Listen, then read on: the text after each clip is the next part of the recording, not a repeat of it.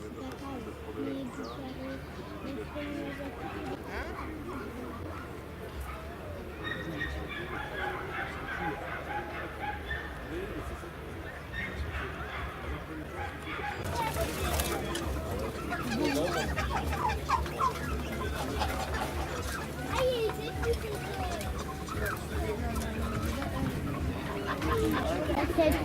C'est sûr, ils sont beaux. Énervez pas. Comme ça, il va déplimer ses vieilles. C'est fou, il va faire mal.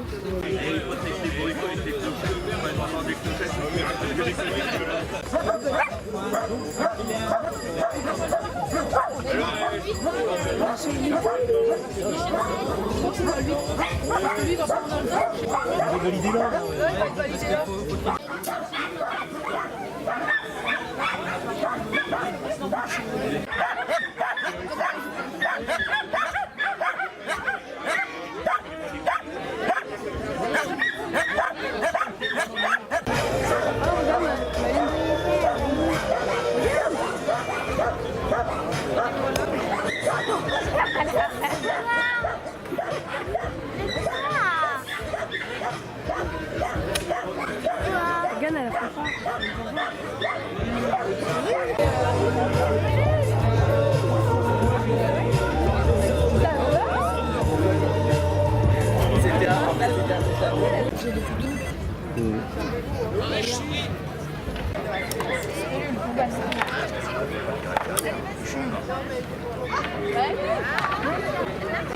Allez, go. Puissance 4. Gagné, puissance 4. Allez, bah t'es pas vite, tu me peux bloquer. Gagné. Par contre, comment on fait pour... Bah, comment on fait pour enlever?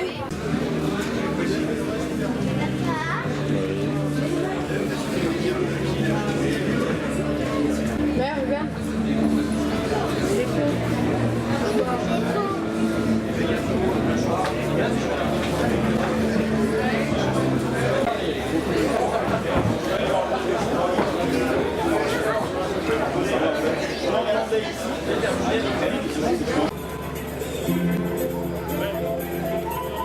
Attends, je prends une photo.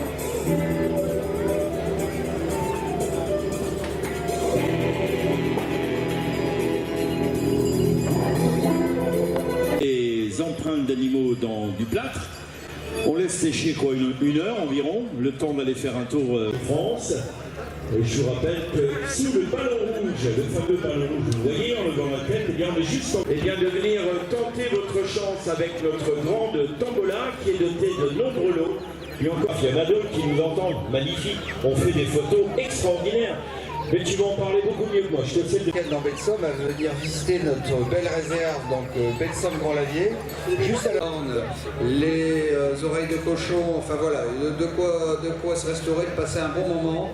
Et sur plus, vous avez ce stand de la réserve ornithologique Belsomme Grand Lavier avec nos amis qui seront à même de vous donner eh bien, plein de renseignements.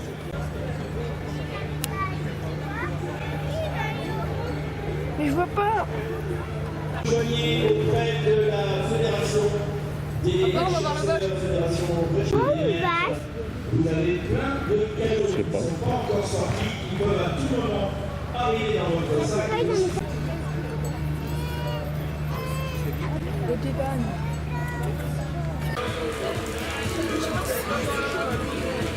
Le couleur ça plage. L'anguille. Non, l'anguille.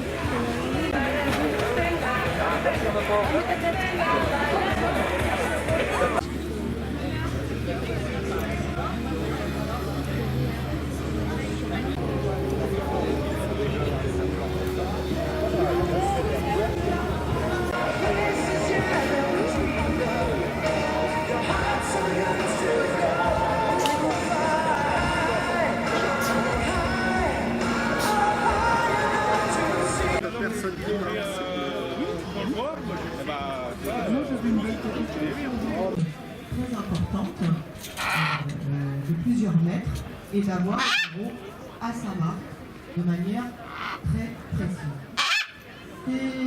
Ça a l'air simple, mais ça ne l'est pas, ça requiert énormément de temps, énormément de patience. Et surtout, la récompense que vous voyez est L'animal ne travaille pas, mais il fait des exercices en je dirais obligation. Genre si tu fais l'exercice, eh bien tu auras le droit de manger. Ça ne fonctionne pas.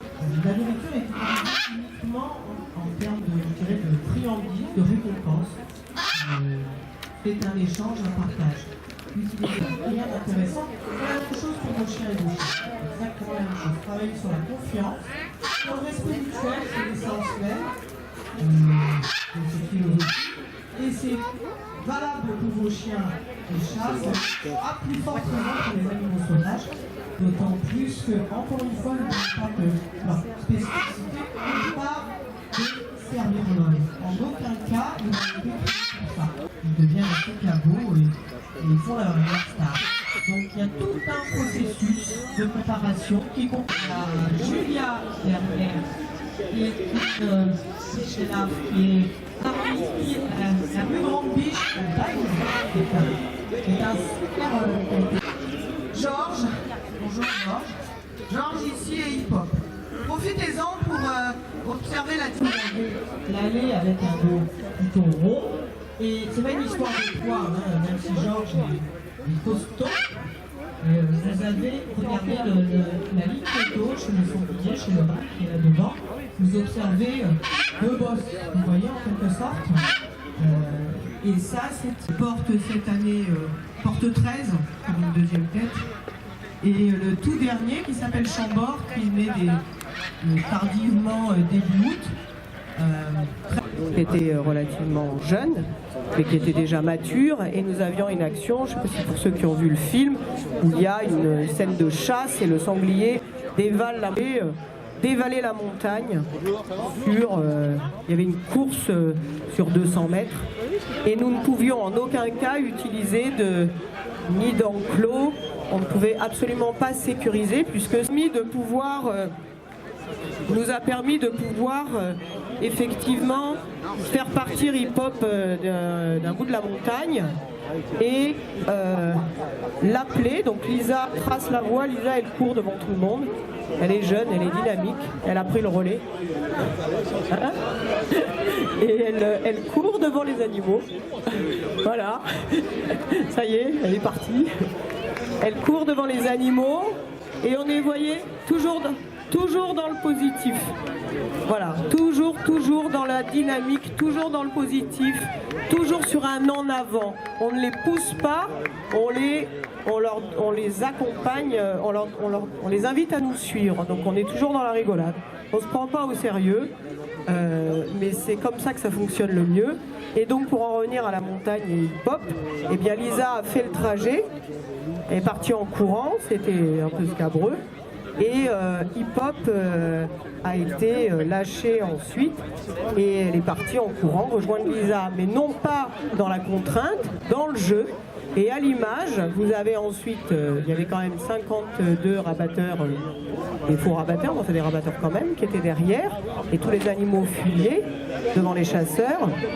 Et en fait, le sanglier à l'image sont en fait préparés parfois très souvent à l'envers. Dans Belle et Sébastien numéro 2, vous avez la scène avec l'ours qui attaque le chien, qui attaque l'enfant, l'ours qui se dresse, qui est prêt à dévorer tout le monde.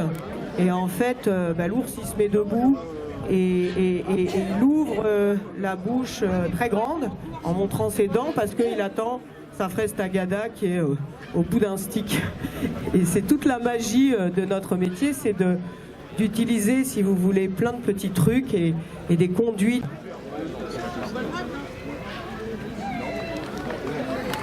Vous voyez, ils n'ont aucune raison de galoper et de les suivre, mais ils y vont parce que ça les fait rigoler. On fait une petite étape bauge, hein, on se trempe le ventre et tout va bien. Développer des activités pour le grand public, parmi lesquelles nous proposons des balades en immersion avec les loups que nous n'avons pas emmenés. On fait aussi découvrir nos activités de dressage en participant à des journées typiquement dédiées à la manière dont nous conduisons les animaux. naître, on les a totalement imprégnés, on a dormi avec, mangé avec, vécu avec. Depuis tout le mois de juin, nous avons tourné en Camargue avec les oiseaux qui grandissent et on voit toute leur évolution. Et nous venons juste de rentrer après un mois de tournage en Norvège avec les oies, avec les ULM, et on les fait voler derrière nous. On leur a appris à suivre un bateau, on leur apprend plein de choses et on revient tourner quelques jours au mois d'octobre dans la région et une partie également dans le Loir-et-Cher et à Paris. Donc les oies sont en préparation et on vole tous les jours avec. Donc c'est vraiment des activités très diverses. Les animaux donc, qui sont présents chez nous sont préparés au quotidien, entraînés, sollicités. On partage tout avec eux tous les jours. Et puis il y a un pilote, je vous rassure, et les oies vous accompagnent. Donc c'est totalement magique, c'est l'occasion rêvée de pouvoir voler avec des oiseaux, ce qui reste un petit peu le rêve de tout à chacun. Voilà, on va laisser la place à, je pense que Simon... C'est la même. Ici, c'est un mâle que nous vous présentons. Et les rapaces chasseurs, les mâles font un tiers de poids en moins que les femelles. On les alors les tiercelés. Elles, quant à elles plus grosses, on les appelle les formes, car elles sont la forme de référence de l'espèce. On reconnaît les rapaces à différents caractères. Tout d'abord, ils ont un bec crochu. Ils ont également des griffes recourbées en bout de doigt, que l'on appelle des serres. Les rapaces ont également une vue 10 fois plus perçante que la nôtre, ce qui permet à certains d'entre eux de repérer des proies à plusieurs kilomètres. Les buses de Harry sont une particularité dans leur milieu naturel. En effet, elles chassent en groupe. Elles se mettent à 5 ou 6 individus. Les mâles plus petits vont débusquer les proies et les femelles, quand elles plus grosses, vont les attaquer. On dit des buses de Harris que ce sont des oiseaux de bas vol car elles vont chasser principalement des animaux à poils tels que les lièvres, les lapins et les petits rongeurs. La buse de Harris est un oiseau très apprécié en fauconnerie. En effet, on l'utilise également dans les opérations d'effarouchement. Comme elles ont l'habitude de chasser en groupe, eh bien ça leur évite de se concurrencer d'une les autres. Vous remarquerez que notre buse de Harris a de très grandes pattes.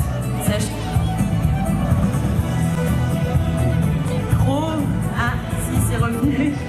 On va y arriver. Donc, je disais qu'elle a de très grandes pattes parce que dans son milieu naturel, elle se perche et niche très souvent sur des cactus. Nous avons un très joli cactus ici. Ne bougez pas, monsieur, s'il vous plaît. Oh, vous portez bien la buse. Faites attention au décollage quand même.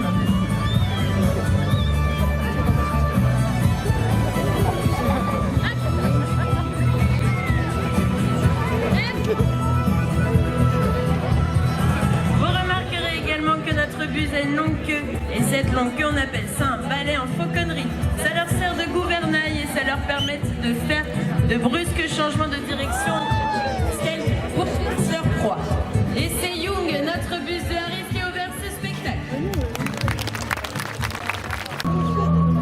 On l'appelle également la chouette des clochers car elle vit à proximité des hommes.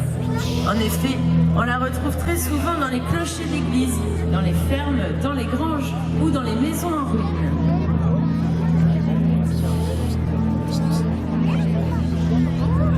Comme tous les rapaces nocturnes, elles chassent principalement à la tombée de la nuit. Mais je vous rassure, les rapaces nocturnes peuvent très bien vivre et chasser le jour sans aucun problème.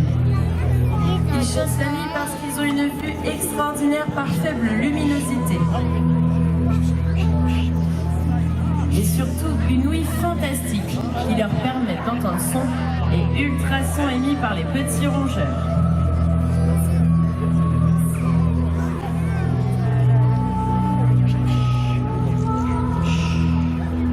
La chouette effraie fut pendant longtemps persécutée par l'homme qui l'appelait la Dame Blanche.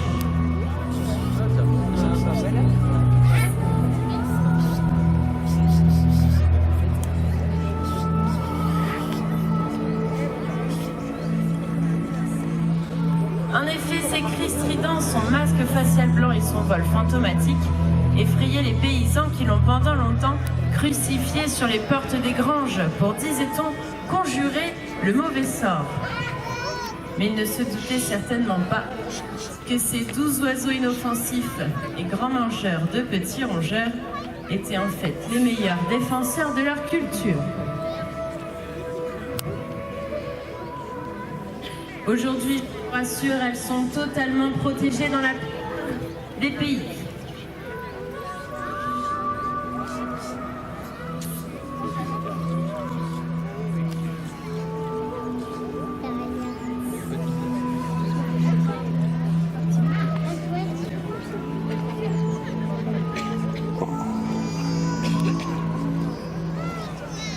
Mais on ne peut heureusement certainement rien faire contre la circulation automobile qui détruit de nombreux rapaces nocturnes en France. Et ce sont les chouettes effraies qui chassent à basse altitude et qui se font éblouir par les phares qui en payent le plus lourd tribut, avec une chouette effraie sur 3 qui disparaît ainsi en France.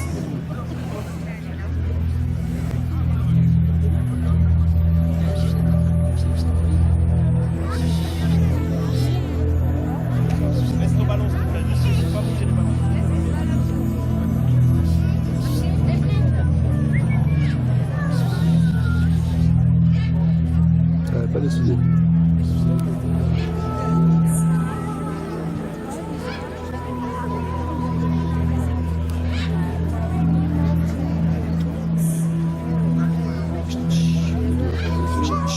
Celle-ci va pouvoir rejoindre son lieu de repos. Si c'est un cousin du martin pêcheur, sachez que c'est un piètre pêcheur parfait. Et principalement les reptiles. C'est un très grand chasseur de serpents. Alors ne vous fiez pas à sa jolie petite apparence, regardez plutôt son bec, c'est un véritable étau. Donc je disais, on va y arriver, hein. On le retrouve dans les jardins publics. Il est également très connu pour...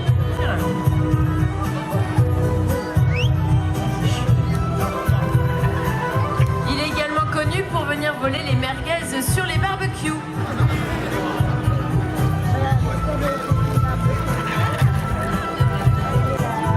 On l'a...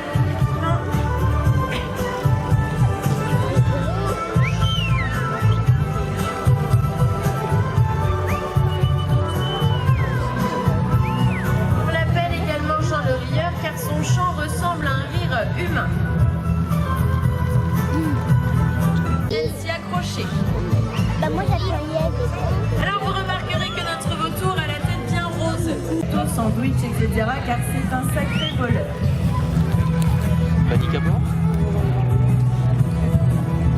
Les vautours ont bien failli disparaître de nos campagnes, mais heureusement, ils sont toujours là.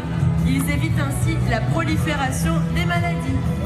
On les appelle les éboueurs de la nature. En France aussi, nous avons des vautours, mais les nôtres sont légèrement plus grands. En effet, nous en avons un qui s'appelle le vautour fauve. Le vautour fauve, lui, on le retrouve en Lozère et dans les Pyrénées. Il mesure 2,80 m d'envergure et pèse 10 kg.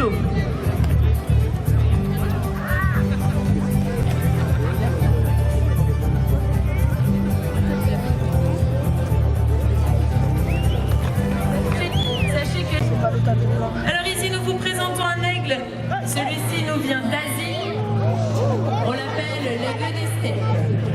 Alors évidemment, durant une petite collision. Alors l'aigle des steppes nous vient d'Asie. Certains vivent également en Afrique. On les appelle les aigles ravisseurs. Les aigles ravisseurs, eux, iront plutôt se nourrir de petites proies telles que les insectes. Ils iront également manger des charognes.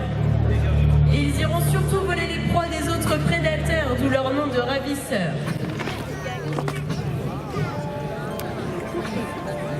L'aigle des steppes lui mesure 1,80 m d'envergure et pèse entre 3 et 4 kg.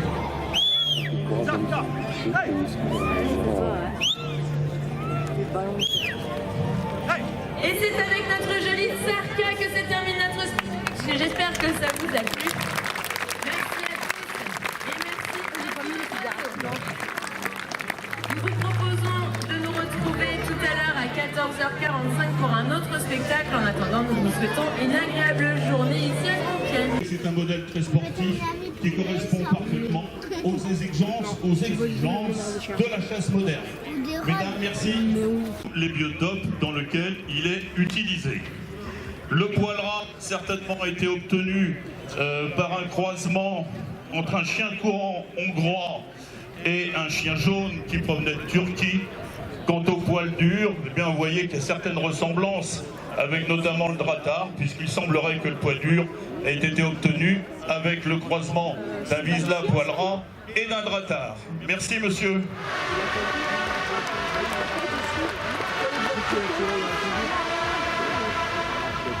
Et enfin le vrac de Weimar, vous connaissez, qui est malheureusement un chien à la mode. Quand je dis malheureusement, il faut savoir que lorsqu'un chien, une race de chien devient à la mode, eh bien cela implique une production à tout va de la race et avec très souvent une baisse de la qualité moyenne. C'est un chien qui est puissant, c'est un chien qui est très fin de nez et utilisé aussi bien au marais avec. Ils sont peut-être pas dans le bon ordre, mais ils ont quand même l'épagnol picard, l'épagnol des bords qui ont une petite partie modifiée en allégeant la parole du chien et bien entendu avec cette couleur qui lui est propre. Pourquoi utiliser au marais? Parce que l'épagnol picard a un poil qui est très abondant.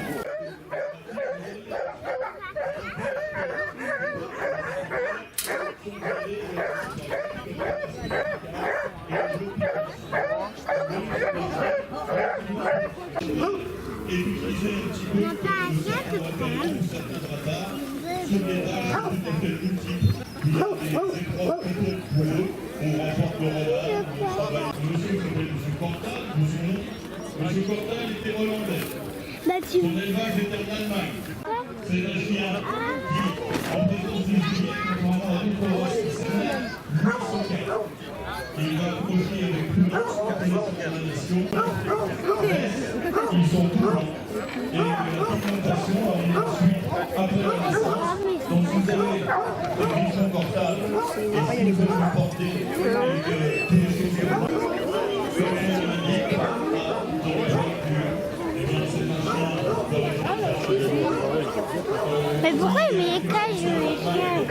Pourquoi il veut pas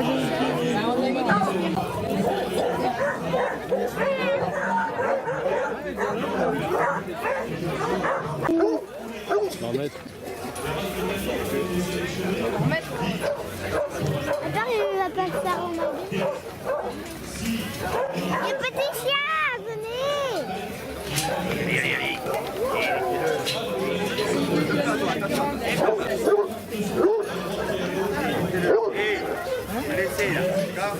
Allez, c'est quel chien?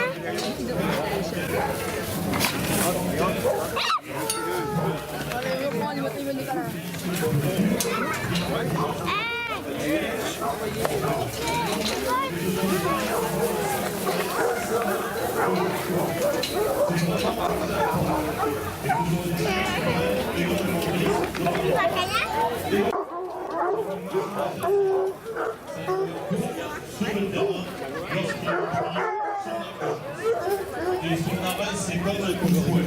C'est des choses très rigolotes. Même si on en voit, le modèle, c'est un athlète. C'est un sportif. Il ne possède que des poissons noirs, ce qu'on appelait des serpents noirs, qui aujourd'hui est renommé.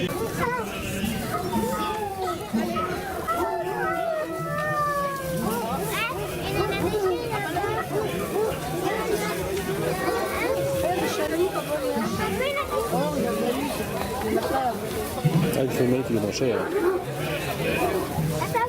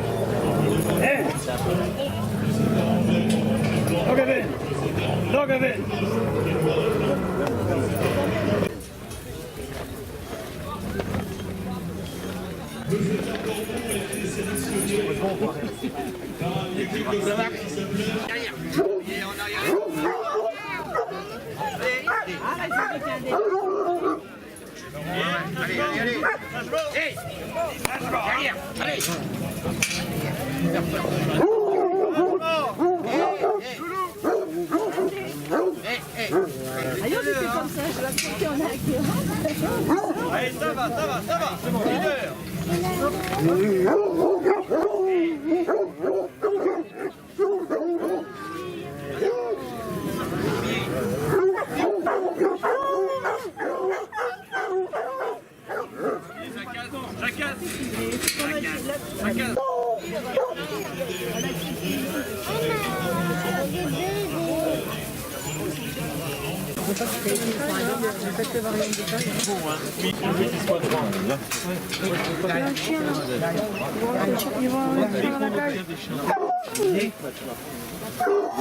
Là, c'est un retour au briquet. Dans toutes les races de chien courant, vous aviez donc chaque race, trois modèles.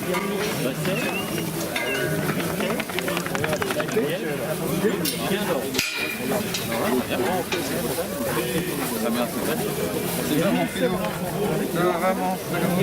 C'est comme un cheval, c'est un cheval est très très beau, mais il est fou. C'est des chevaux d'ailleurs. La couleur sombre, noire est proscrite parce que c'est très complexe en ce qui concerne la lumière. Pour les chefs opérateurs, ils s'arrachent la tête. Quand c'est gentil, c'est clair. Quand c'est méchant, c'est foncé. Vous prenez les chevaux au cinéma, un cheval blanc, c'est toujours le cheval du gentil, et le cheval noir, c'est toujours le cheval du méchant.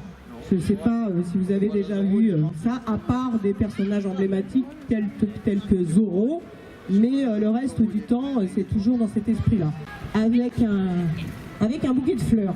Et il avait volé le rasoir de Fabrice, puisqu'on tournait dans les Pyrénées. Il lui avait volé son rasoir, et Fabrice, le personnage, donc interprété par Fabrice Lucchini, réalise au moment, et là ça a été très très chronométré, puisqu'il est en train de se raser et dans la gueule, là on lui a donné le clap, lui ne mange pas le clap. Et vous voyez, Lisa court après, il l'a piqué, et là il doit surtout ne pas se faire rattraper. Donc vous voyez, c'est pas grand chose, mais ça c'est très très complexe à réaliser. Il faut faire comprendre au chien qu'il est dans le jeu, mais avec une action précise et qui est commandée, mais qui a l'air totalement naturelle. Et Gus est un personnage très très important, puisque dans ce film, alors il interprète le rôle un axe caméra qui est comme ça, que le comédien est là-bas, que c'est tout ouvert comme ça et que j'ai pas de quoi, on peut pas aller se cacher pour rappeler le chien et l'amener, vous voyez, et l'arrêter, c'est-à-dire vous n'êtes pas au contrôle de face, vous pouvez pas dire au chien viens et stop à un moment précis parce qu'on va se retrouver dans le cadre et on est obligé de l'envoyer, de travailler sur un en avant. Guy il en a, il dit j'entends plus fort mais j'entends pas mieux. Mais enfin, Liliane, elle entend mieux avec les chiens. Elle entend plus fort. Peut-être.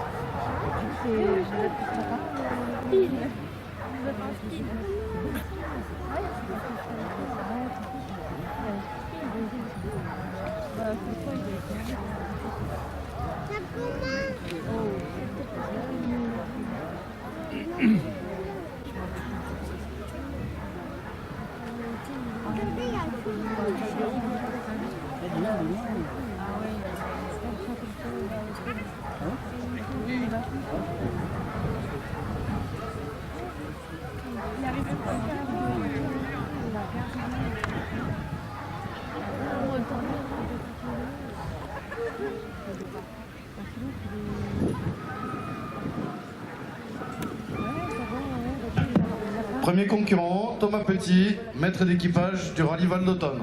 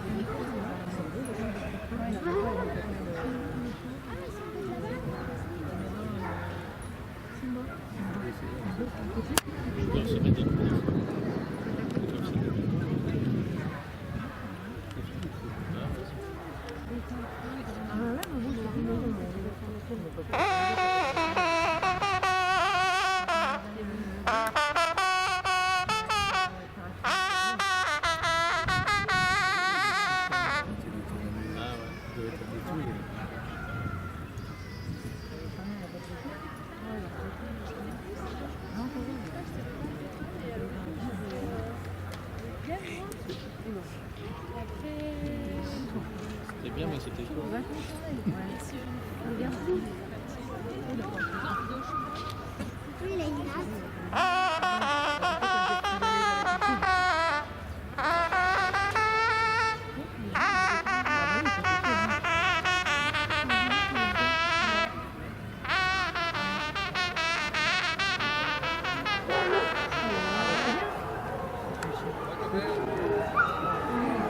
Ah non. Si ça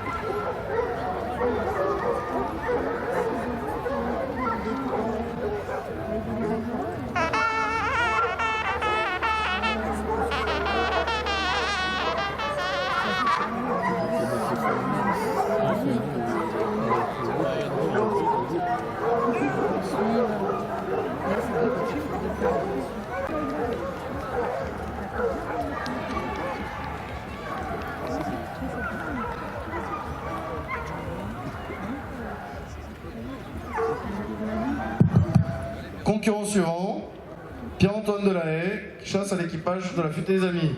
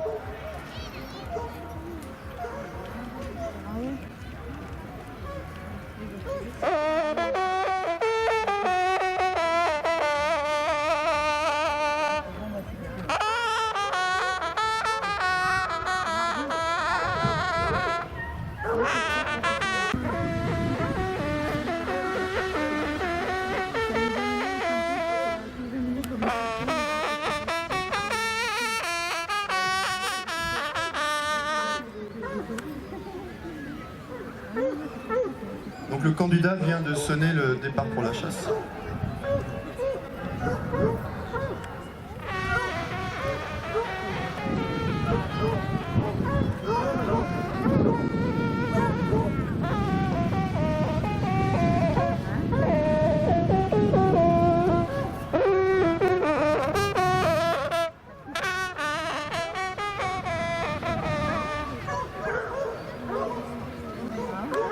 Le débuché qui vient d'être brillamment sonné, fanfare de circonstance en forêt de Villers-Cotterêts. Ouais,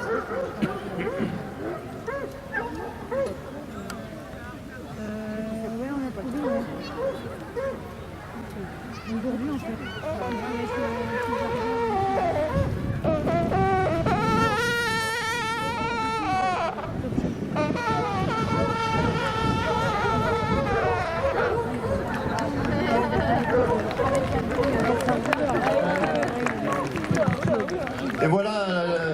superbe Biennale qui termine...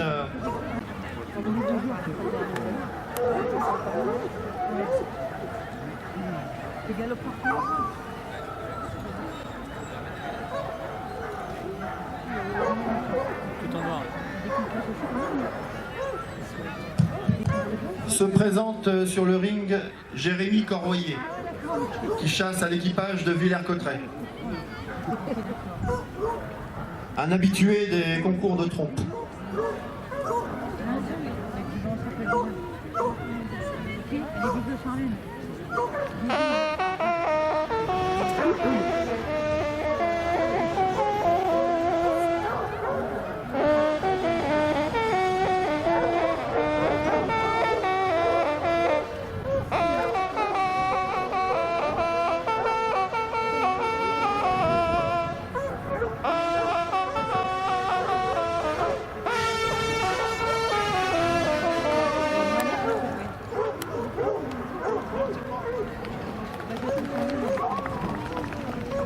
Jérémy vient de nous sonner la Villers-Cotterêts.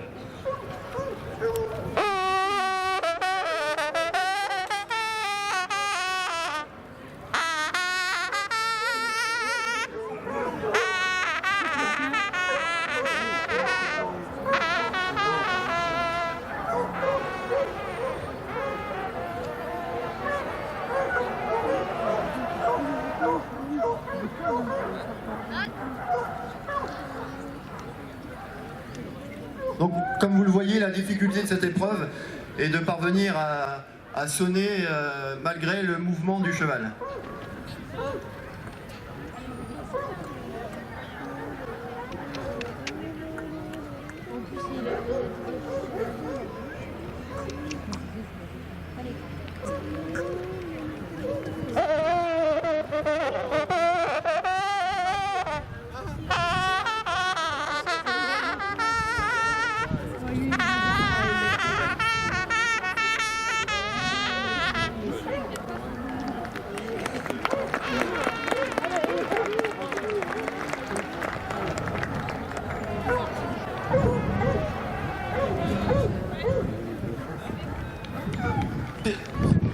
Jérémy Corroyer termine son épreuve par une sortie de l'eau suivie de plusieurs bien allés.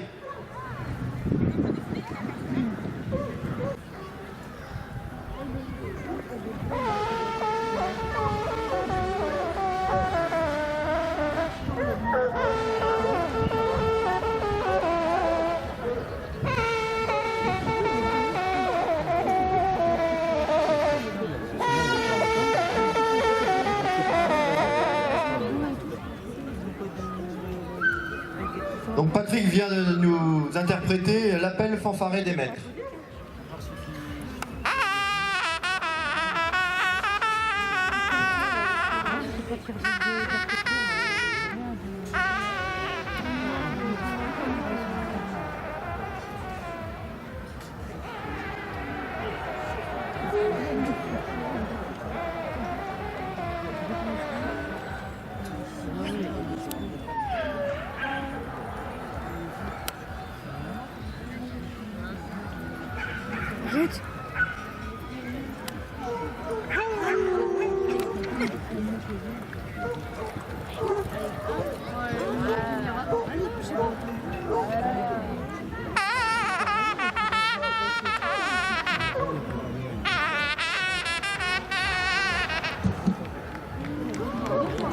Merci Patrick, encore.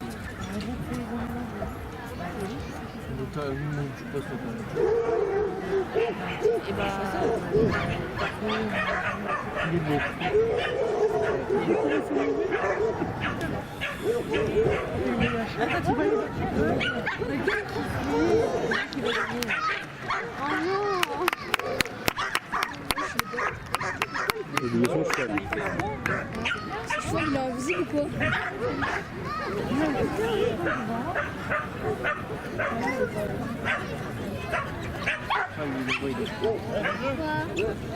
Quand il est invisible, c'est lui qui a appuyé.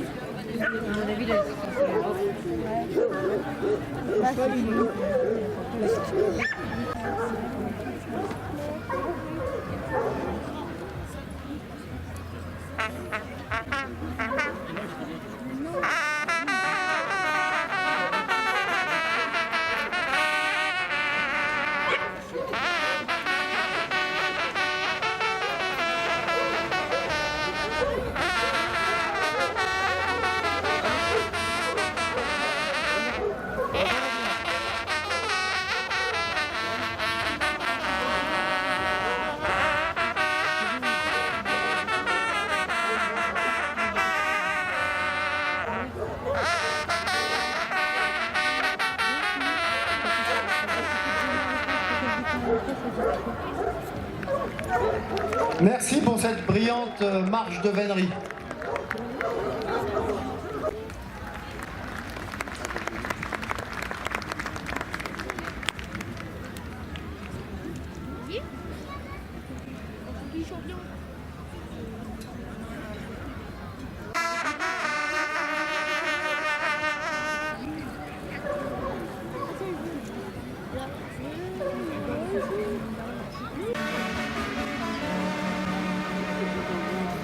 Donc bravo Pierre-Yves. Alors...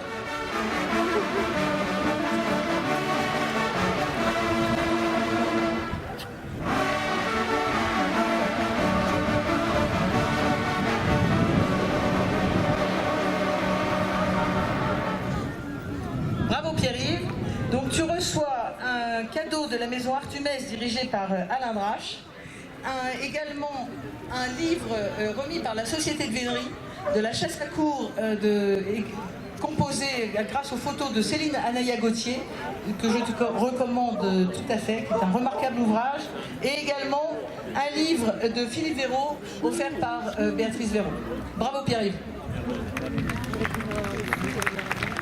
Et je garde le micro une seconde pour encourager et demander à tous les veneurs, jeunes et moins jeunes, détenteurs du t-shirt J'aime la vénerie, j'aime la chasse, pardon, de nous rejoindre à 15h devant le stand de la Société de Vénerie pour faire une photo avec les jeunes chasseurs à tir, les jeunes veneurs et les moins jeunes.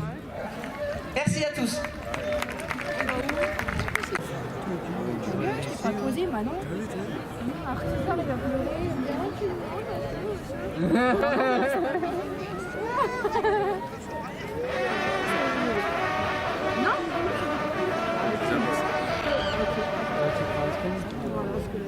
Du coup, il va pas me l'envoyer. Non, mais c'est ça, le dommage. Non, ou alors il va me le dire. Ah non, on va juste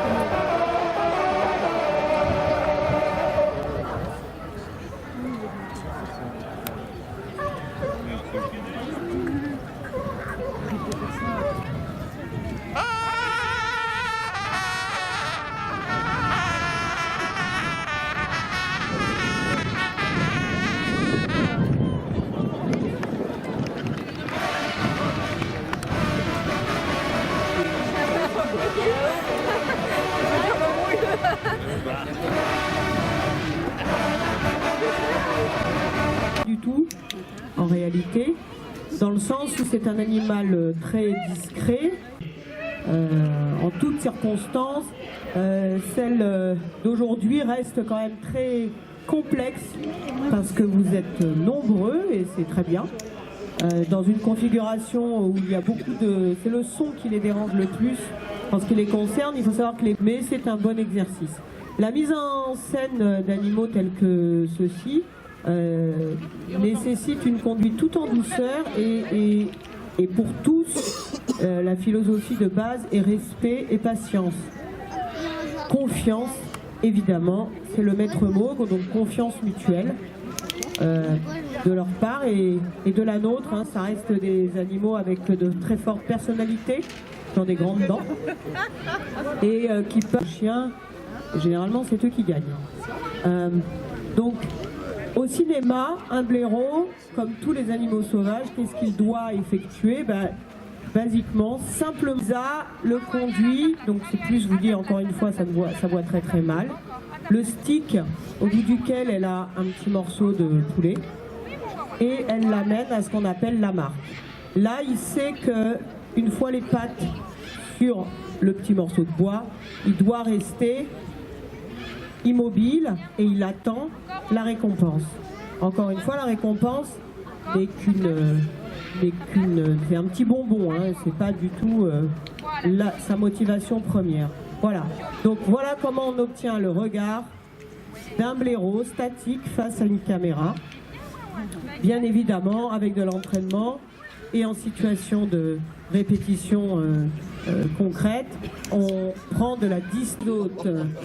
Automne, le petit daim sombre, derrière le podium, qui explore le podium. Chacha, c'est une biche de 2 ans qui est née chez nous. À ses côtés, le plus grand, c'est Robin. C'est un mâle castré. Serge va vous expliquer. C'est un cerf castré, donc il n'a plus de bois. Et je vais repasser le micro à Serge après, qui vous expliquera tout ça de manière plus technique et pédagogique. Ensuite, vous avez Georges qui est en train de se frotter. Georges, le petit sanglier, qui doit faire 100 kilos maintenant, qui a 3 ans. Hip Hop qui arrive derrière Lisa, qui est une lait âgée de 6 ans maintenant. Ils ont tourné dans Belle et Sébastien. Ils sont les têtes d'affiche de la pub pour Canal+, qui a été diffusée il y a 2 ans pour Noël, où ils ont été transformés en phacochères d'ailleurs. Emmené ce week-end, c'est une logistique beaucoup plus complexe. Et profitez-en pour regarder déjà d'un premier coup d'œil. Vous avez Hip Hop, l'allée qui est devant, Georges qui est à l'arrière. Regardez la différence entre mâle et femelle, si ce n'est qu'en observant la ligne de dos, vous avez, on va dire, l'équivalent de 2 bosses, vous voyez, sur le dos, sur le sanglier. Exactement, elle est née le 6 juin 2017. Et Robin a 5 ans. Donc les cerf-élaphes, il y a 23 sous-espèces de cerf-élaphes au monde. Donc entre autres, pour vous en citer quelques-uns, un que vous devez connaître, c'est le wapiti en Amérique du Nord, qui est un élaphe. Donc wapiti veut dire cerf blanc, mais c'est Cervus elaphus canadensis. C'est le plus grand élaphe et un des plus grands cervidés avant l'orignal, qui est le premier cervidé le plus grand. Alors ensuite on a les daims. Donc on a Automne qui a 2 ans et également Dany, donc qui est un mâle stérilisé également. Autrement on n'aurait pas du tout le contrôle. Alors le cerf que vous avez vu dans l'école buissonnière, donc on travaille beaucoup avec la gourmandise. L'avantage, c'est que les élaphes sont très très gourmands. Donc là, c'est un travail beaucoup de confiance avec un cerf. Et ça reste quand même relativement très très dangereux. Alors Tcha-Tcha, qui paraît vraiment très très sympa comme ça, nous a déjà bousculé des soigneurs. On est obligé de trouver notre place, nous quand même, de dominants. Il ne s'agit pas de frapper qui que ce soit, mais d'avoir toujours des énergies positives et supérieures. Alors n'hésitez pas, si vous avez des questions, Muriel va passer entre là, ce qui permet d'orienter leur regard et de capter les images. Donc le but, c'est d'être complice avec les animaux. Vous voyez, Lisa se déplace, les sangliers la suivent systématiquement. Ce n'est pas obligé, ils peuvent rester à bricoler dans leur coin. On ne leur impose pas, mais ça devient des partenaires et des complices de travail. J'ai une question ici, il y a une dame qui a une question intéressante. Y a-t-il plusieurs espèces de sangliers? Alors, c'est Muriel qui va vous... Moi, je ne suis pas spécialiste du sanglier. Oui, bien entendu, je ne vais pas vous nommer, il y a plusieurs sous-espèces. Donc, ça, c'est ceux du territoire français, voilà. Voilà, ça c'est Sous-Scrofa. Après, dans cette famille, il y a énormément de sous-espèces. Mais basiquement l'espèce initiale est la même. Après vous avez des différences morphologiques. Vous avez le sanglier que vous retrouvez dans les pays de l'Est qui est énorme. Vous avez l'Attila, Sous-Scrofa Attila, qui est un sanglier qui peut faire jusqu'à 250 kg. J'en ai rencontré en Slovénie. On est allé en tournage avec eux pour la petite anecdote, pour la publicité pour Canal+, en Slovénie. Et nous, on était très fiers de nos beaux sangliers français.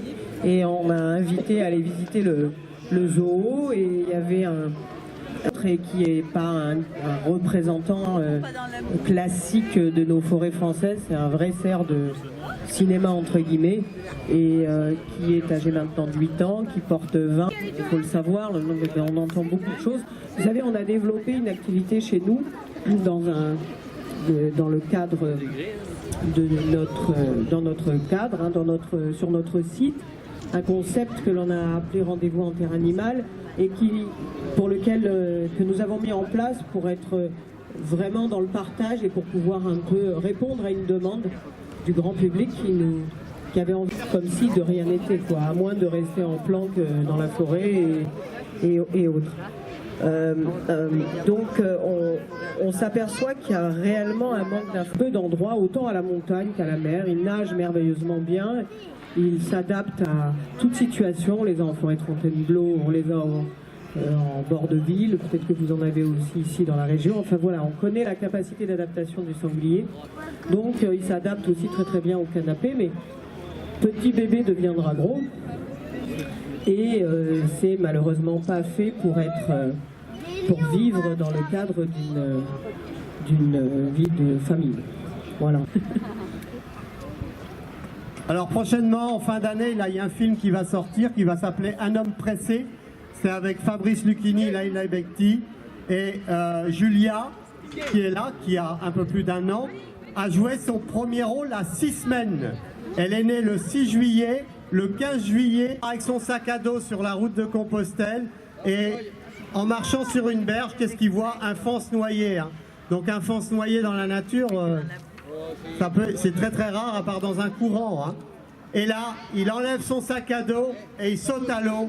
Et il doit sauver ce faon et le remettre sur la berge.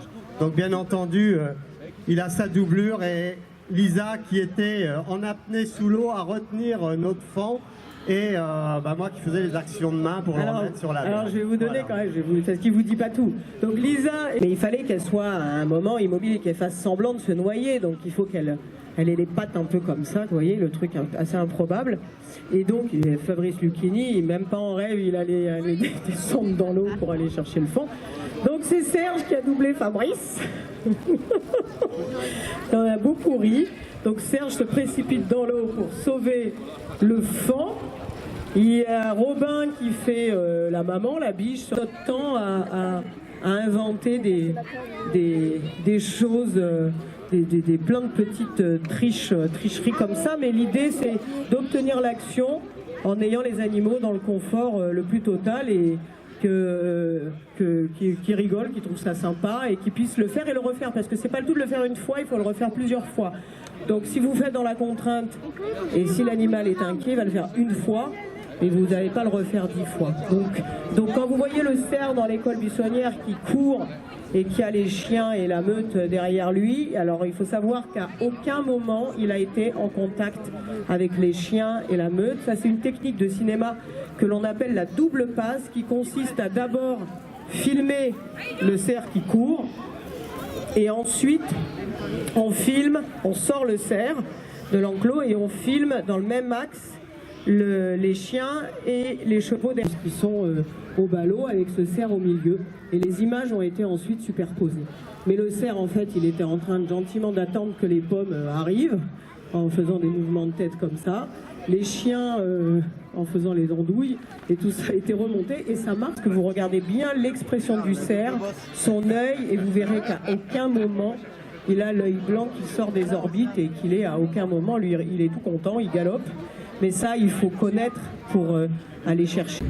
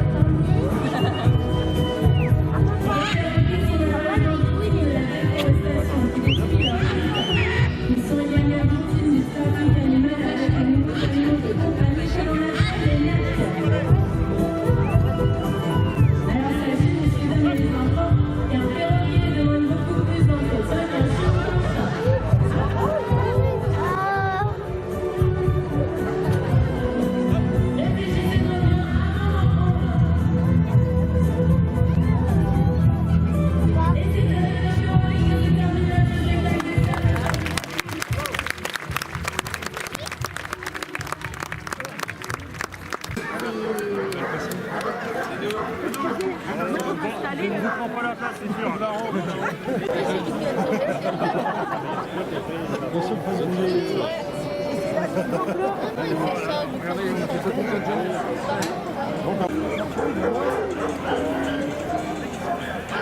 On aurait été là-bas, on aurait pu les toute place. Je peux te planter sur une gueule aussi. Il y a plein. Carrément.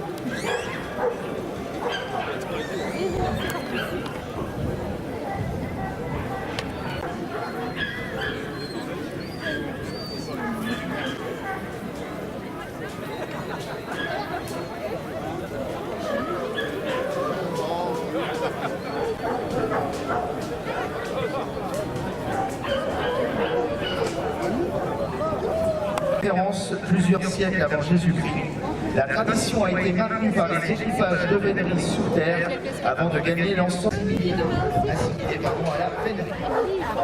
Il s'agit d'une discipline très physique qui demande beaucoup d'efforts et d'expérience. La première phase de la s'est interrompue par le mauvais temps ou la tombée de la nuit.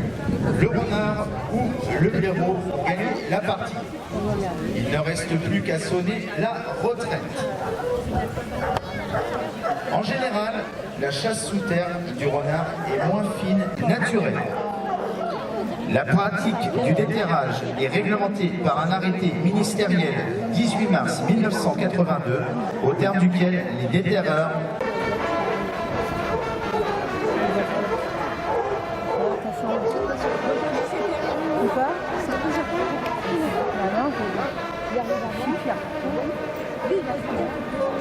je suis Charlie Souf.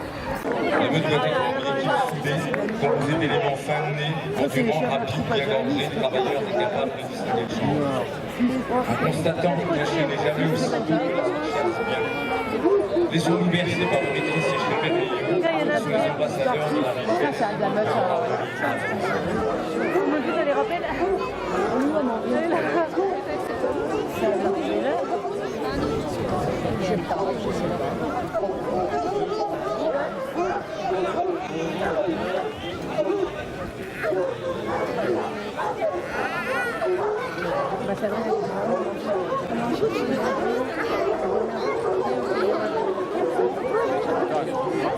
Un groupe et un troisième, presque tous.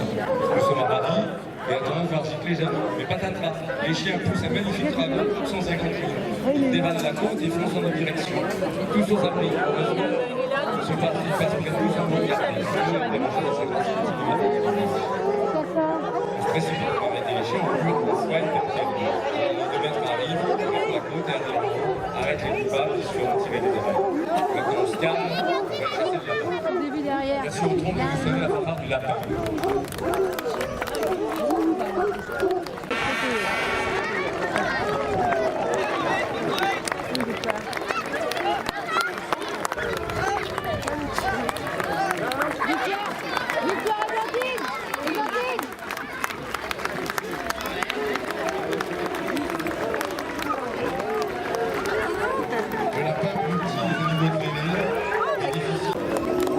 Voilà maintenant que se présente devant nous l'équipage Morin. Fondé en 1973, l'équipage Morin a effectué 45 saisons en développant tout d'abord ses chiens dans la boîte de la Pape, dans la boîte du Lièvre en 1980 grâce à M. Jean-Jacques Lachard, puis dans la boîte du Chevreuil en 1985 en association avec le comte Henri Tercin.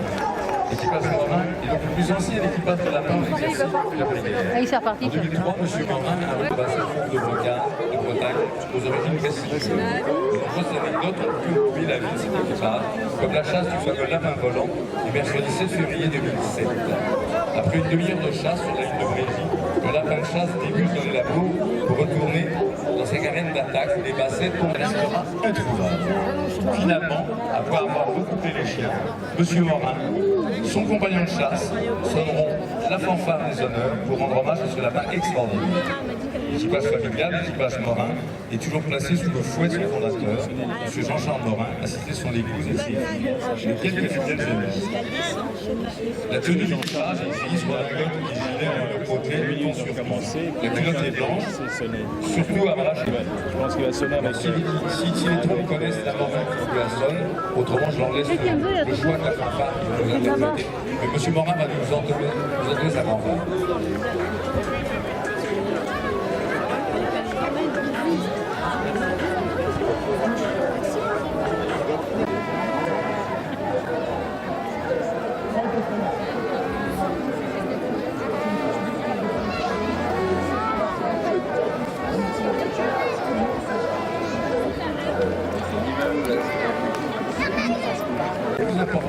M. Petit, la vénerie est ici vite imposée des civils. Aujourd'hui, l'équipage s'est reconnu vers le bravo. La pluie est composée d'un cordon ouvert, un filet d'entre-deux-mille et de veste de lourd qui M. Petit a tenu à conserver le périmètre de la frappe de l'association française pour l'avenir. Bravo.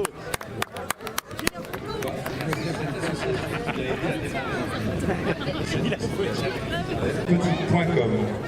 Il est parfois mis à contribution pour relancer une chasse interrompue. Les chiens restent sous fouet pendant que .com travaille. Ils sont remis à la voie quand on est sûr que le lapin débusqué par le fenêtre est bien le lapin de départ.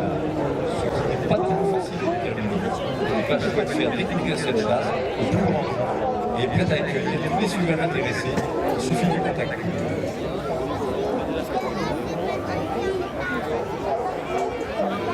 Bravo, merci beaucoup.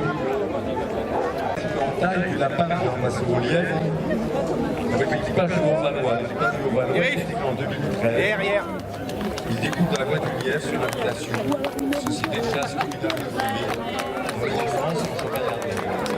La tenue est antique au ventre de l'île et sa fête de nuit à Galandré.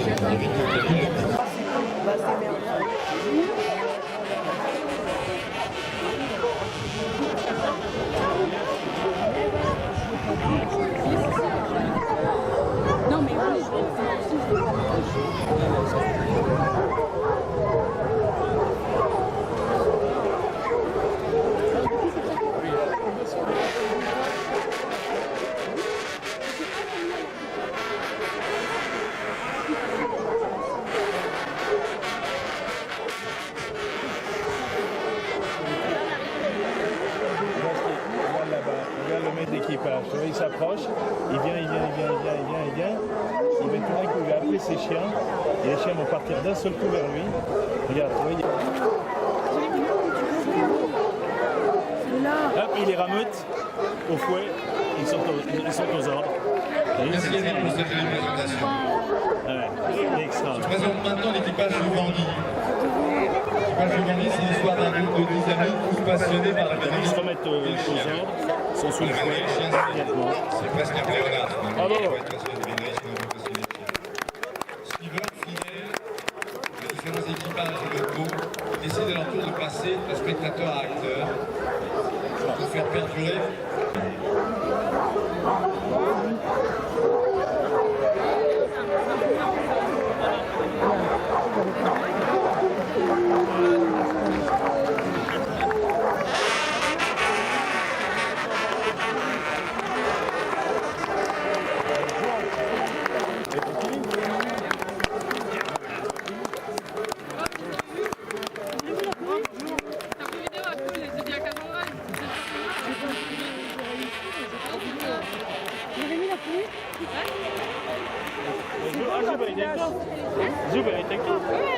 Elle est où là? Elle est là-bas. Elle va pas tout le monde. Bah là, là, il faut quoi? De dévouement pour les chiens aux chevaux, comme pour les chevaux à l'écurie. Ainsi, la persévérance, l'observation, l'application et l'amour des soins quotidiens renforceront les qualités d'endurance, de maîtrise de soi, d'humilité et de réflexion à la chasse. Toutes ces qualités sont à la base d'une éducation bien construite et l'enthousiasme de la jeunesse n'est jamais déçu dans le monde de la vénérie. Il se manifeste encore par la direction de l'association Jeunes Veneurs, dont le dévouement n'est plus à démontrer. Être un jeune veneur, c'est avoir soif de connaissances, de responsabilité, c'est un engagement passionné. Voici donc un exemple concret de ces jeunes veneurs, tels qu'on peut les rencontrer dans tous les équipages de France et de Navarre. Souhaitons-leur de remplir toutes les qualités nécessaires à la maîtrise d'un équipage, telles qu'elles étaient énoncées dans un ouvrage célèbre, comme les recommandations comme la Verrière, éleveur comme honneur du lion, alors tu seras meneur mon enfant. Applaudissez bien fort tous ces jeunes et tous ces poneys qui sont souvent bien plus connus que les chevaux.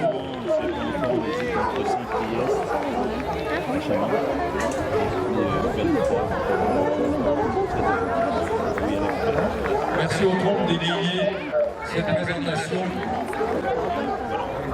Enfin, des questions de sécurité. Parce que ça.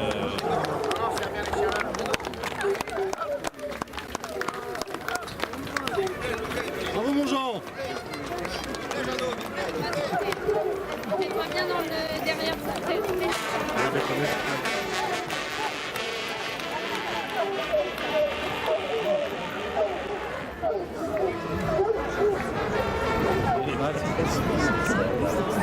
Regarde là sur son poney.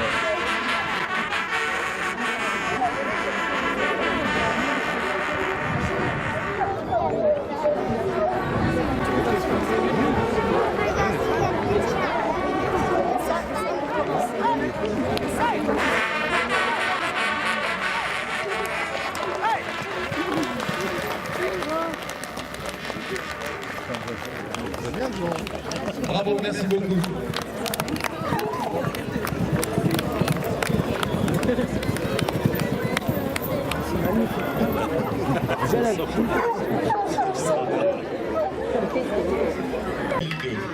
Cette date, tout en conservant un mode de bassin artésien, l'équipage découvre aussi dans la vallée du Chevreuil.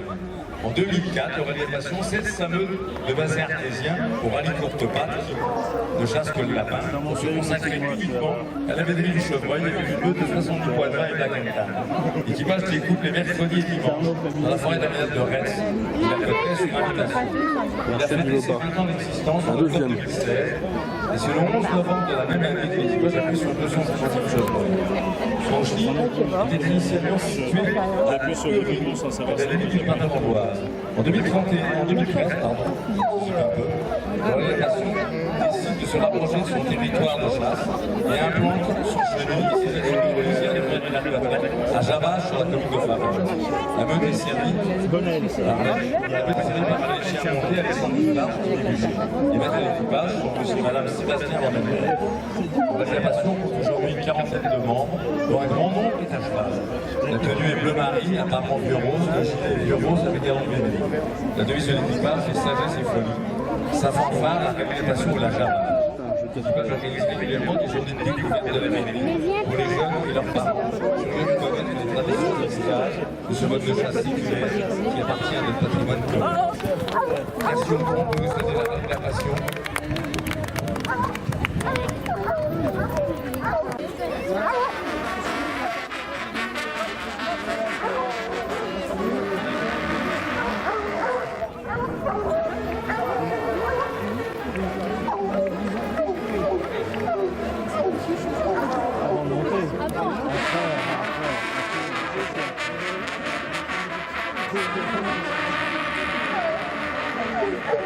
Les spécialistes auront reconnu la fanfare des Chevreuils de Bourgogne. Voilà, merci. Merci beaucoup.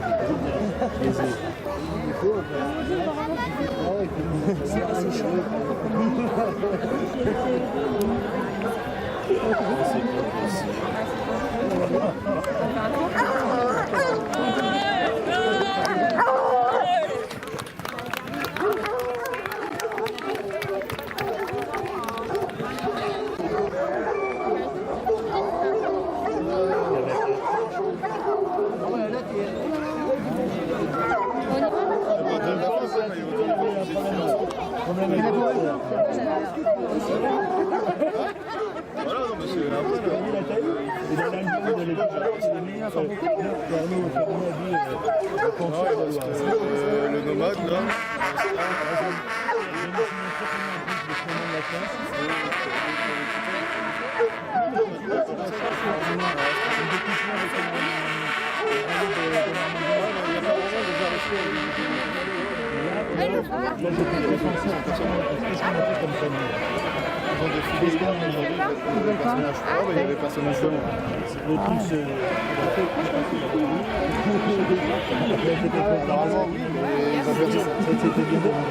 Personne pour dessus.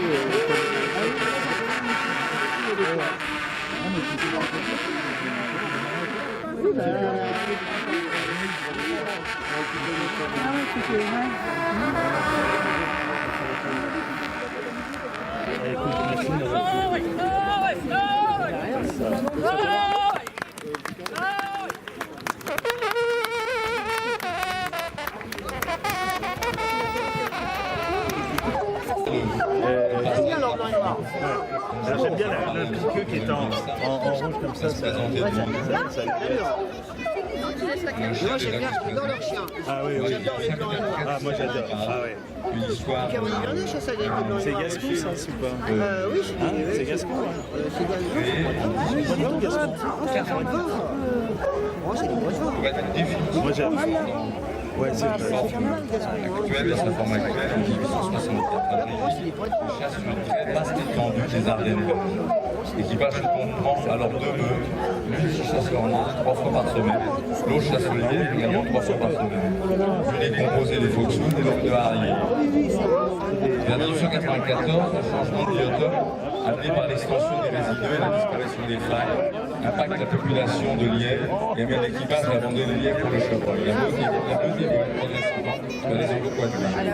Après la guerre de 14-18, l'équipage se reconstitue et essaie de chasser le sanglier. Il n'y a pas assez et très varié accidenté, les végétations y est intense et la densité du gibier est élevée tant en chevreuil qu'en sève et en sanglier. Pour chasser le chevreuil de cette région, il faut des chiens fanés, résistants, en pleine santé et obéissants.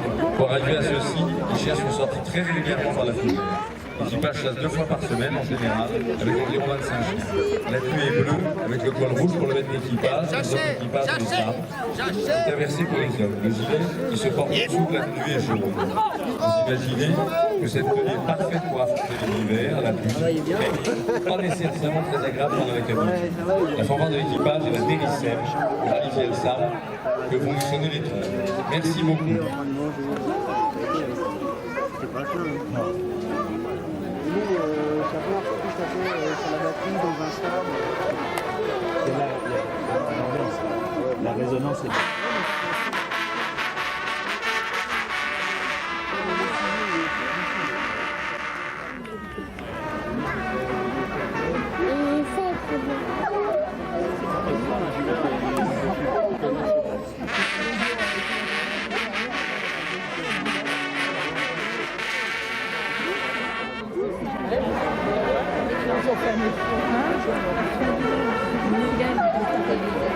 Ne pousse pas. Merci pour cette présentation impeccable.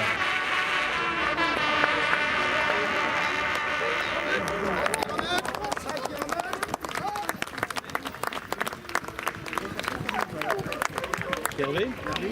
Ici il est là mais il n'est pas à cheval.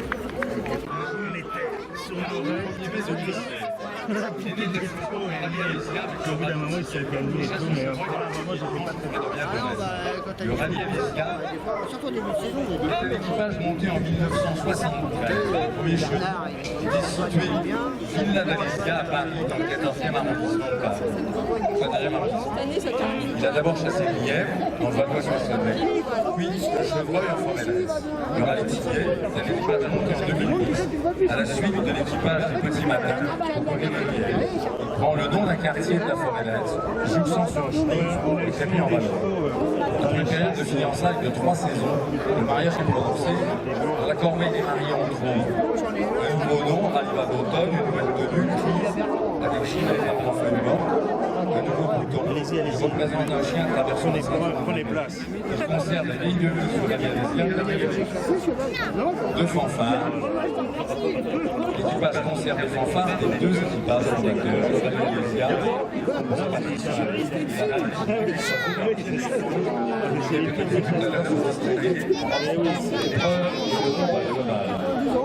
Un nouveau maître d'équipage, Thomas Petit. Il était l'ancien maître d'équipage de la Juillet. Il sert, soigne et élève les chiens. Le président reste le même, Denis Vivant. Un élevage, je dis l'affaire au corbeau, 50 têtes dans le français et français tricolores, et principalement les 2 équipages précédents. Votre prière est assurée par des équipes avec des équipages. Ouais, c'est le chevreuil, c'est ça. Bah, c'est donc au trompe de mentionner la radio anciennement Alésia, c'est comment ça s'appelle Ah, c'est Denis. Non, c'est Denis Vivant qui en est le président, c'est la fusion de la ville et puis je sais plus, Val d'Automne. C'est l'équipage Val d'Automne, ça. C'est bleu. Et ça, elle est jolie comme tenue. Ouais. Et ça va bien. Mais ça, je suis en forêt de... Et là...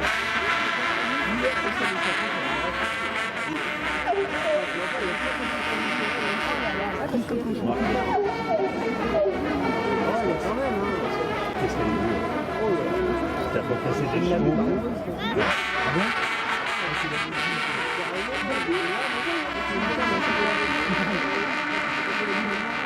comme je vous l'ai dit, cet équipage a 2 fanfares, donc les 2 fanfares des équipages fondateurs, la réalisée que vous venez d'entendre. Et maintenant, je vais laisser le soin à Thomas et à Pierre-Yves de nous sonner la ralitier.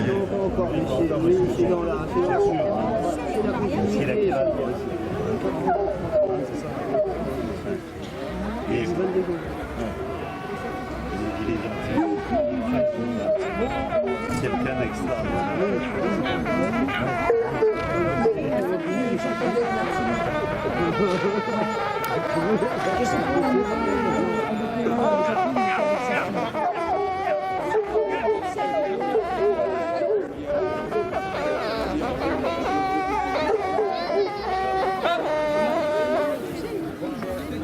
Merci beaucoup.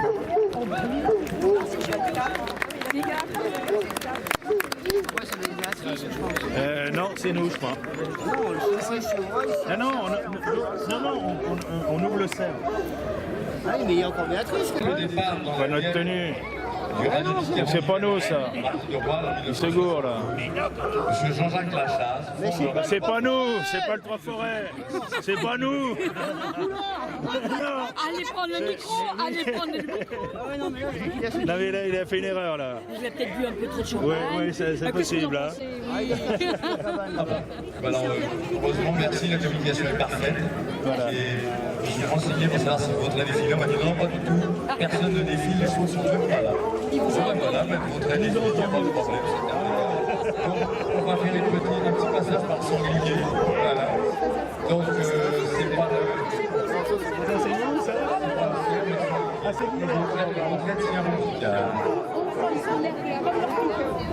Voilà, c'est le seul équipage qui chasse le sanglier.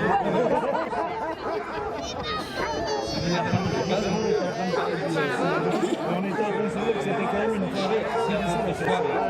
coiffé les cheveux de 158, de 72, Bernard Poitiers.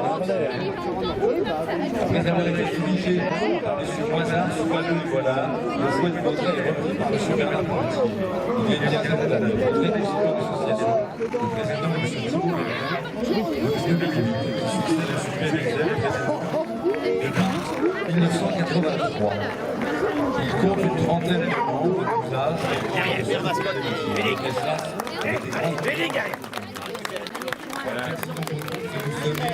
Ils n'ont pas réussi.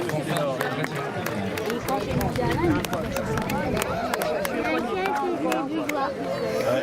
Ah bah, ils ont leur copain qui est. Allez. C'est ce qui me semblait.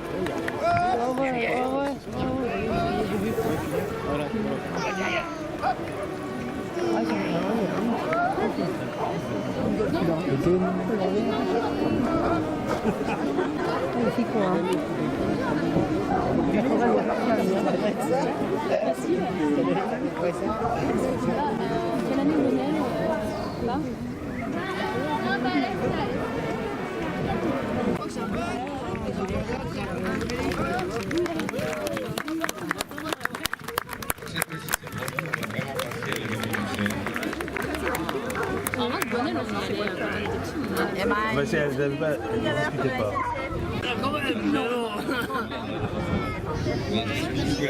Évidemment l'Hivernais et le Rallye-Valier. Le Rallye Trois-Forêts maintient une tradition séculaire de la grande vénerie dans l'ancienne capitainerie des chasses des Princes de Condé. Alix, oui. Hermenonville et Chantilly, de l'ascendant de Trois-Forêts, 2 fois par semaine, mardi et samedi. Il a le mérite de maintenir la vénerie dans ses performances par un second à cheval, Jérémy Portier, le Rallye Trois-Forêts a son 1400e essai, le 9 février 2016, en forêt de Chantilly.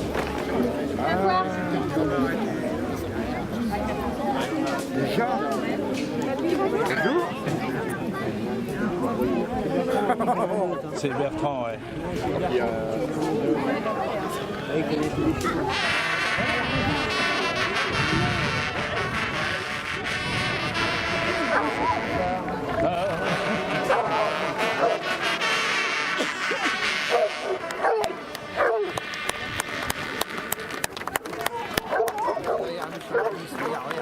Ouais, ouais.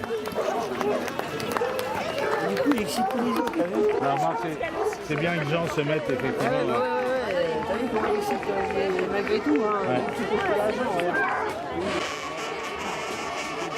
Non, il a arrondi, il est malin, il sait faire la boue pour faire une bave. Tu sais que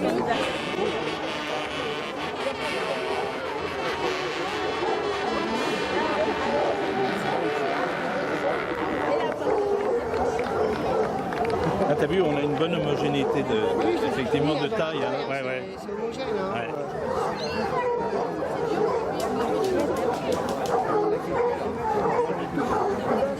Mais pas beaucoup, hein, t'as vu bien. Voilà, je vous remercie de les applaudir bien fort. Voilà, pour les remercier de se présenter devant vous, parce que aujourd'hui, cet après-midi à Compiègne, être à cheval avec une tenue vidée sur le dos, comme je vous disais tout à l'heure, quand il fait froid et qu'il vente, qu'il neige en plus, c'est formidable, ça prend des liens. Et comme on fait cet après-midi,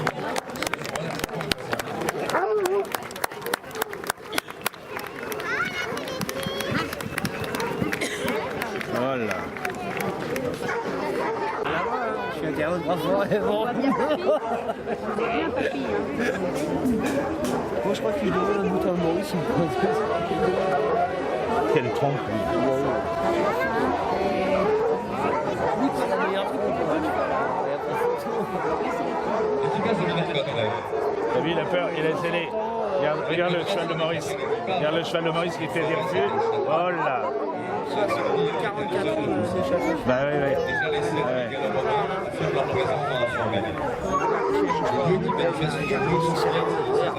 Il veut pas passer. Hein. Il a un problème avec le type par terre. Ouais. Comment il s'arrête, le chien il arrête derrière. Et accueilli par un jeune guerrier qui avait ses combats sur Ah non, mais c'est quand même superbe équipage tenu. C'est Henri qui est derrière. Ouais, ouais. Les garçons de l'homme soir. Les plus anciens, c'est apparaître. C'est la fusion. De chien courant et de cavalier en col. Autant dire que la chasse à courre est présente en forêt depuis longtemps. Plus près de nous, le bon roi d'Agobert aime couvrir les animaux sauvages dans cette forêt. Mais rassurez-vous, il mettait ses pilotes à l'endroit. François Ier aménage la forêt pour la chasse.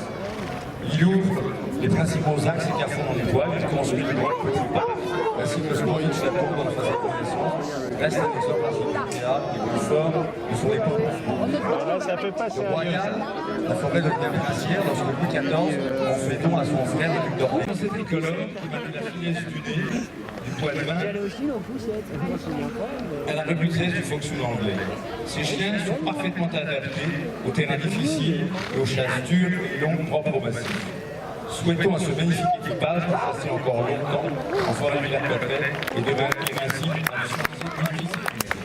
Je vais demander ici avant, donc je vous ai vanté les quelques trompes, de nous sonner la fanfare de Maurice Bell, du maître d'équipage.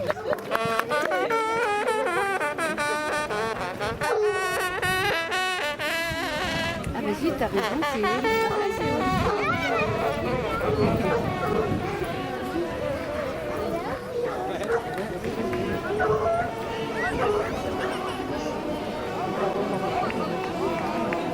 J'aime bien voir ce fouet bien droit comme ça. Ouais, ça c'est... C'est classe, hein. Ouais. Ce fouet bien droit comme ça.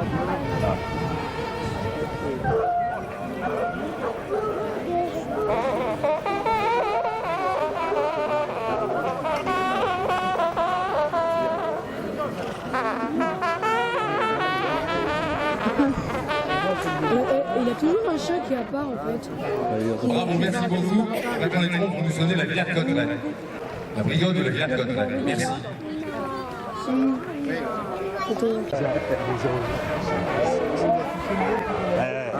David, regarde. Avant ça. Tous c'est barré, tous c'est dérobé. Écoutez.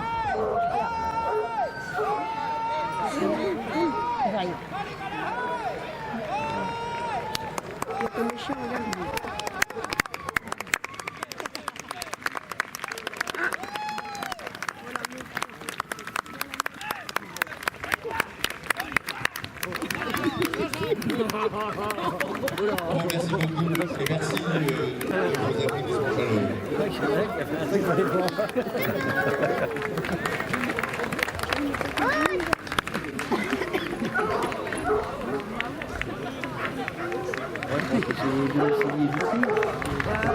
Ouais. Regardez Compiègne. Chacun, on va aller prendre un verre.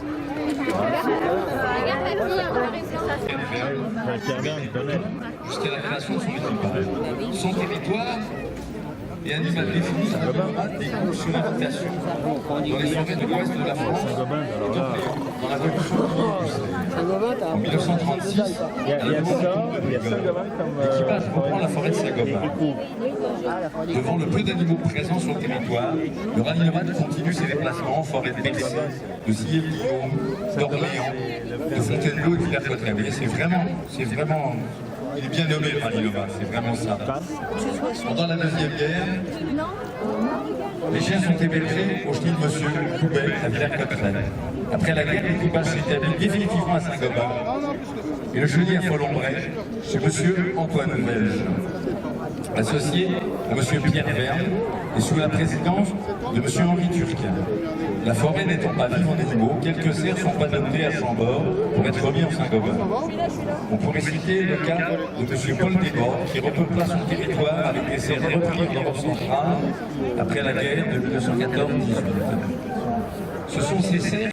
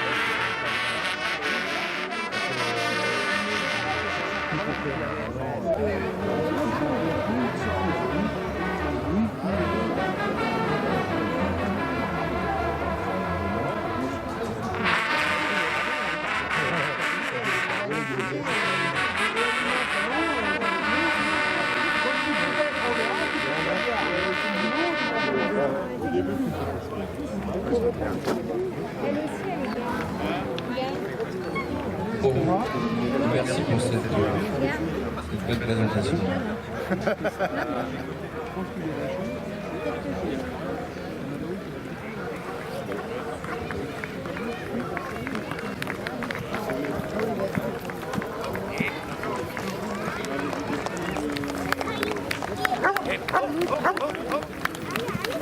Impeccable, chevaux impeccables, c'est la fierté de la Vénurie.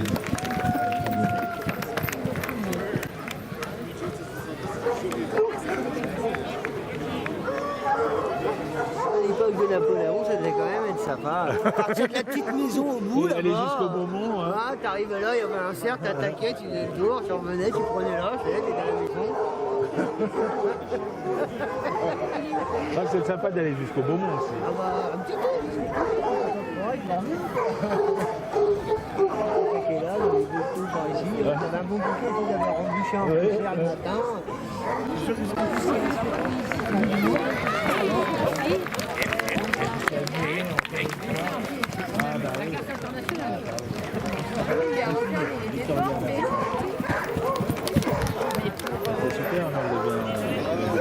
Ouais, c'était sympa.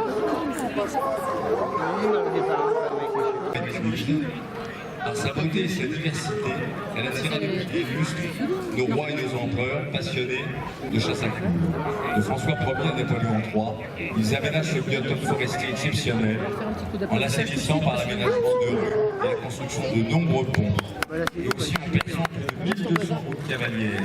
Tracées en octogone, celles-ci se rejoignent pour former de réguliers triangles favorisant l'observation et permettant de suivre les chiens au plus près. Ces allées sont ponctuées de plus de 300 carrefours d'étoiles et d'autant de poteaux indicateurs, donc bien choisis, tous en rapport avec l'histoire attachée à cette forêt et à celle de la Vénurie. L'allée des Beaumont, où nous nous trouvons, est un brillant exemple de cet aménagement unique. Au point qu'un ancien député maire de Compiègne, Jean Legendre, eut cette formule dans l'un de ses discours: ce n'est pas Compiègne qui a fait la Vénurie, c'est la Vénurie qui a fait Compiègne. Depuis la fin du 19e siècle, les équipages de très grand renom débutent dans cette forêt dans la voie du Seine. L'équipage Picardie est arrivé chez elle, l'équipage du Framport au Marquis de Lay.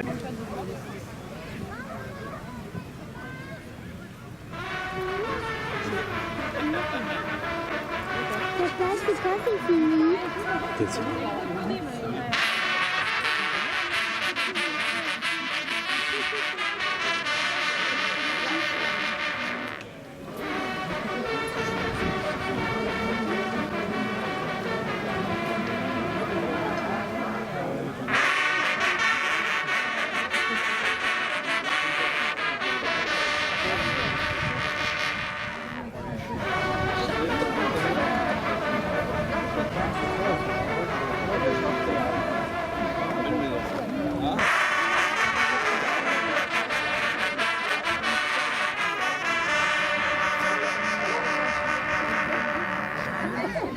En 2001, elle transmet le fouet, la direction de l'équipage, à son fils, Alain Drache. C'est lui qui, secondé par son jeune et fidèle Thierry, récemment nommé piqueux de l'équipage, et les boutons de l'équipage, sert les 120 chiens, français tricolores, foxhound et anglo-français. L'équipage découple 2 fois par semaine, le mercredi et le samedi, en forêt de Campienne. Le jeudi est à un jet de pierre ici, à la maison forestière des Villes. En 2011, l'équipage a fêté son jubilé, qui a été couronné par l'érection d'un poteau au carrefour qui porte désormais son nom. La tenue de l'équipage est bleu roi à parement de velours bleu marine et gilet jaune galonné. Le bouton représente une tête de cerf dont les bois sont entrelacés d'une guirlande au long de l'équipage. Le bleu et le jaune sont aussi les couleurs de Compiègne. Le hasard fait bien les choses. Souhaitons-leur de maintenir longtemps ici cette tradition de vénerie millénaire. Merci aux troupes de nous donner la fête des amis.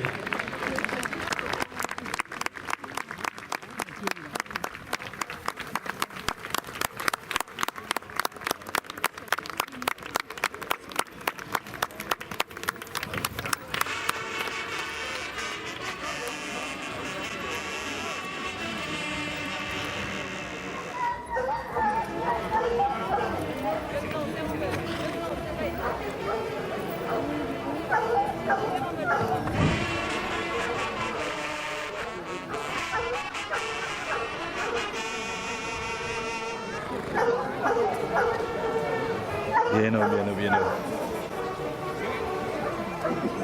Les maîtres d'équipage et les piqueux de tous ces équipages que vous avez vu défiler devant vous individuellement, suivis par les boutons de l'équipage, donc des équipages qui se sont donné la peine de venir aujourd'hui pour vous offrir ce très beau spectacle. Pour accompagner ce défilé, les trompes vont nous interpréter le chant final.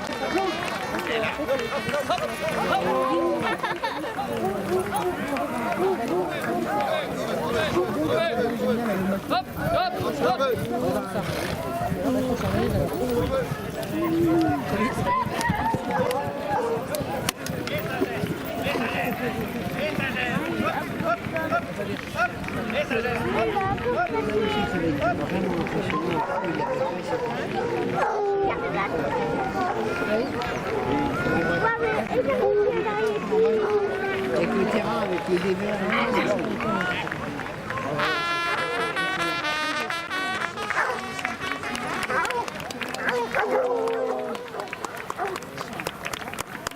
Bonjour mon chien. Bonjour. Non, vous n'avez pas de canard. Eh ben là-bas.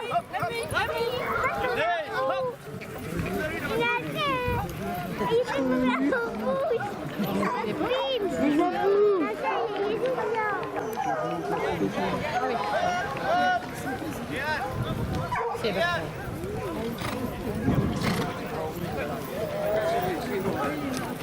Allez.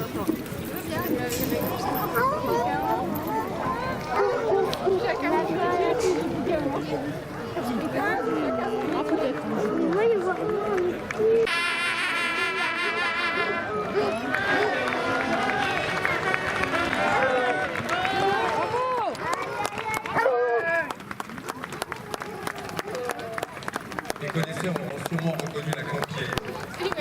Superbe fanfare qui lance cette très jolie présentation. Merci beaucoup à tous ces équipages de Picardie de nous avoir offert ce magnifique spectacle. Et je vous dis dans 2 ans. Parce que tu fais la première ou pas? Oh, certainement pas. Hein? Tu sais très bien que je ne suis pas défavorable. Donc, pas avant le 7 ou 10 octobre. Ouais, c'est ça. Pas avant le 10 octobre.